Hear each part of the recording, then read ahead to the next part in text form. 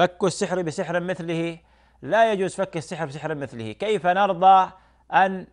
كيف نرضى بالسحر أولا أن يوجد في بلداننا، في بلدان المسلمين؟ كيف نرضى أيضا أن نذهب، أن تتحرك أقدامنا وأن نركب الطائرات مثلا أو السيارات ونذهب إلى هذا الساحر نقصده؟ هل هو عالم جليل حتى يقصد؟ أم هل هو رحم من الأرحام حتى يزار؟ أم هل هو أخ لنا في الله حتى نتكبد المشاق لزيارته وحتى نؤجر على زيارته كما جاء في السنة؟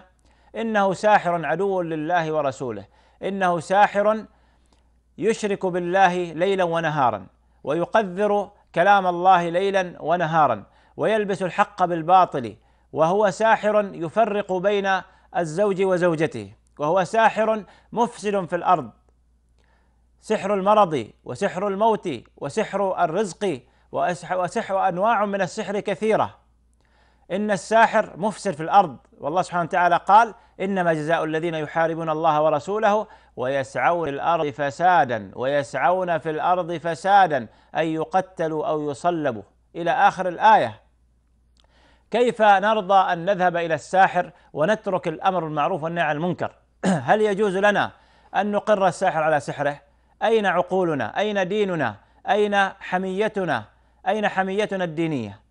السر إنسان كافر وإنسان نجس، ينجس نفسه ومن حوله وينجس آيات الله سبحانه وتعالى. كيف نرضى أن نذهب إليه وأن نجلس بين يديه كالتلميذ بين يدي الشيخ ونستنجد به وكأنه المغيث لنا من دون الله سبحانه وتعالى؟ قال سبحانه وتعالى: إذ تستغيثون ربكم فاستجاب لكم.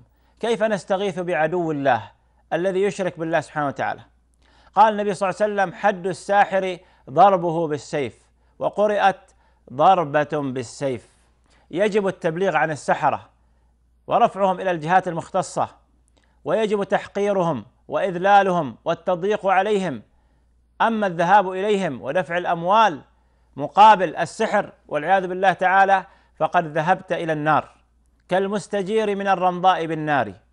إنسان في هم وغم وعنده مرض يلتجئ إلى الله سبحانه وتعالى، يكثر من الدعاء والابتهال إلى الله سبحانه وتعالى، يتوب إلى الله سبحانه وتعالى. وقد يكون هذا المرض ابتلاء من الله أو عقوبة لبعض الذنوب والمعاصي وبعض التقصير في حق الله وفي حق عباده سبحانه وتعالى. عليك بالرقية الشرعية، أكثر من الرقية الشرعية يوميا صباحا ومساء. هناك كتب كثيرة منتشرة، قد صدر لي كتاب قبل حوالي شهر اسمه روح ورياحين في أذكار وأدعية ورقية سيد المرسلين. أيضا